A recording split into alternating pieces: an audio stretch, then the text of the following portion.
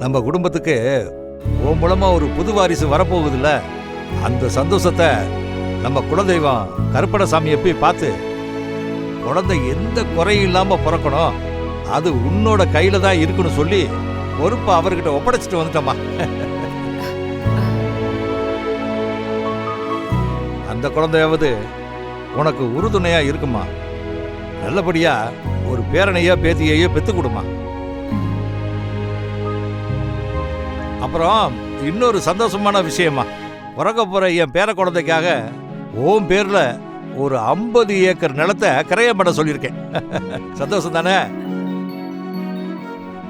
கோயிலுக்கு போயிட்டு வந்ததுக்கு அப்புறமா தாமா மனசுக்கு ரொம்ப திருப்தியா இருக்கு.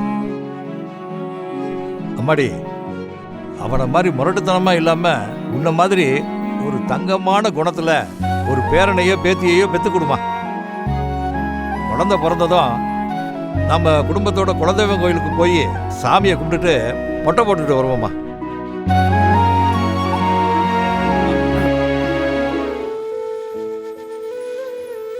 இந்தாம்மா, எல்லாருக்கும் இதை கொடுமா. என்னம்மா அம்மாடி, ஏன் உன் முகம் ஒரு மாதிரியா இருக்கு? அந்த முரட்டு போய் ஏதாவது திட்டினானா? எதையும் நீ மனசுல வச்சுக்காதம்மா, அவன் குணமே அப்படித்தாம்மா. குழந்தை பிறந்துட்டா எல்லாமே சரியாயிடுமா. நீ மனசுல எதையும் வச்சுக்காம உன் குழந்தைய நல்லபடியா பாத்துக்கிறதுல தான் உன்னோட கவனம் இருக்கணும். கஷ்டமான வேலையெல்லாம் நீ இழுத்து போட்டு செய்யக்கூடாதுமா.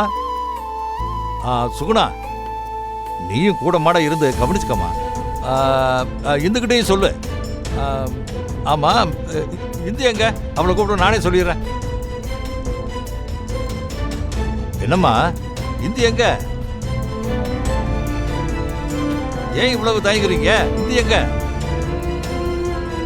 இப்ப யாராவது சொல்ல போறீங்களா இல்லையா? தாத்தா, அப்பாவை பார்க்க தேன்மொழின்னு ஒருத்தவங்க வந்தாங்க. இவங்கதான் அது. இவங்க தான் அன்னைக்கு சிவா சார் கூட சேர்ந்து இந்த பொண்ணை அந்த ஆளுகிட்ட இருந்து காப்பாத்தினாங்க. அவன் அப்படி ஒண்ணு மிரட்டி இருந்தா நீ என்கிட்ட சொல்ல வேண்டியதானே? நான் அந்த கதிரையும் அவன் ஆளுங்களையும் கண்டத்து நம்ம வெட்டி போட்டுவல. வெட்டி போட்டுருவன்னு இவ்வளவு சாதாரணமா சொல்றீங்க? அப்ப இவ்வளவு நாளா இப்படிதான் இந்த ஊர்ல அரசியல் பண்ணிட்டு இருக்கீங்களா? நீங்க முதல்ல உங்க வீட்டு பிரச்சனையெல்லாம் பேசி முடிச்சிட்டு நாளைக்கு கட்சி ஆபீஸ் வாங்க. அதுக்கப்புறம் இந்த நாட்டுக்கு நீங்க என்ன பண்ணுவீங்கன்றத பத்தி டிஸ்கஸ் பண்ணலாம். டேய், உனக்கு இத்தனை வருஷமா கூட இருந்த இந்த அண்ணன் முக்கியமா இல்ல நேத்து வந்த இவன் முக்கியமா?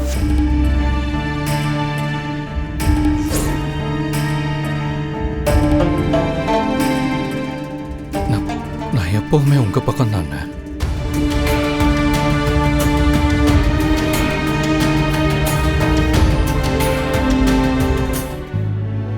நான் அவனுங்கள்ட்ட எல்லாம் போய் பேச முடியாதுமா. நான் அவனுங்களை ஒழுங்கா வளர்க்கல. அதனால தான் நேத்து ஒரு பொண்ணை அவமானப்படுத்தி வீட்டை விட்டு வெளியில துரத்துற அளவுக்கு போயிட்டானுங்க. இந்த பாவத்தையெல்லாம் எங்க போய் கழுவ போறானுங்களோ. இந்த வீட்டை விட்டு போறப்போ அந்த இந்துவோட மனசு எவ்வளவு வேதனைப்பட்டிருக்கும். அந்த கருணா அவனை சொல்லணும். உனக்கு தெரியாதவன் விசுவாசன்ற பேர்ல அவனுக்கு அண்ணனுக்கு சொல்றதையெல்லாம் அப்படியே செஞ்சுக்கிட்டு இருக்கான்.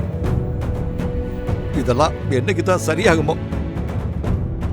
சரி, அந்த கருணாவை கூப்பிடு, அவங்ககிட்ட எதை நான் சொல்லிடுறேன். ஏய் ஜெயந்தி, குடிக்க தண்ணி எடுத்துட்டு வா. சரிங்க. ஏய் நில்லுமா. ஏய் வாடா இங்க.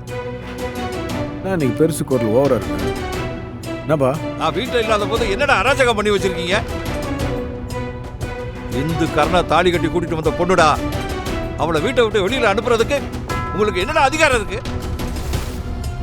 வர வர உங்க அநியாயம் இந்த வீட்டில் ரொம்ப அதிகமா இருக்குடா.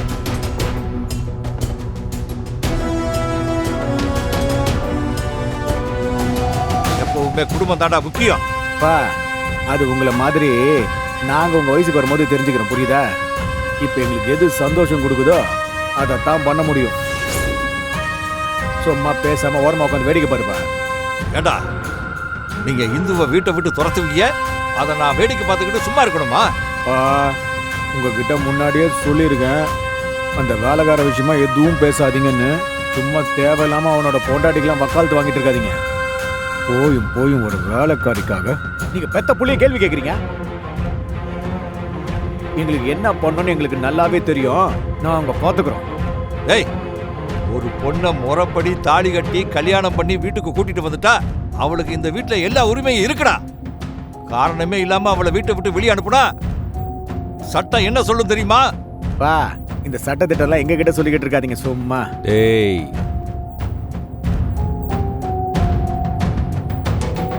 அவ கழுத்துல தாலி கட்டது ஒரு வேலைக்காரன் தானே.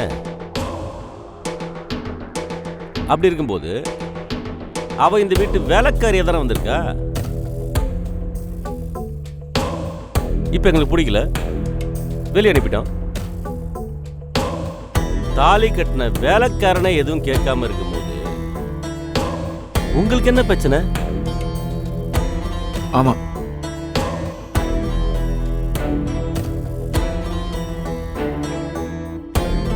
ரொம்ப ஓவரா பேசுனீங்கன்னா உங்களை கொலை பண்ண கூட தயங்க மாட்டேன்.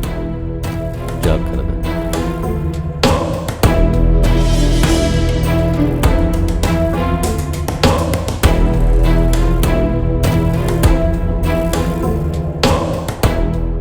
திவா, படப்பா.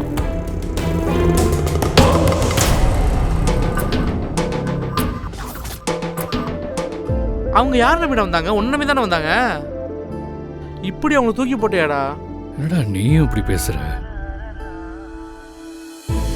நீயும் புரிஞ்சுக்காமலே எல்லார் மாதிரியும் தூக்கி போட்டேங்கிற.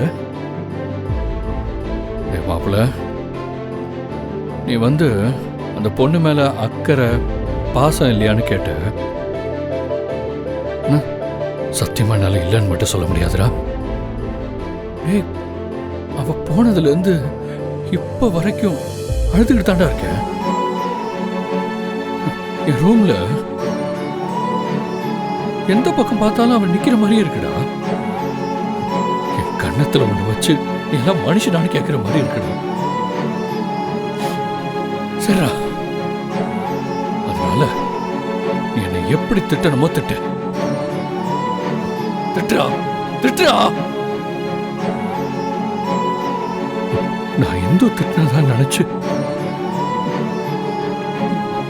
என் குற்ற உணர்ச்சியிலிருந்து கொஞ்சம் கொஞ்சமா வெளியே வந்துடுறேன்.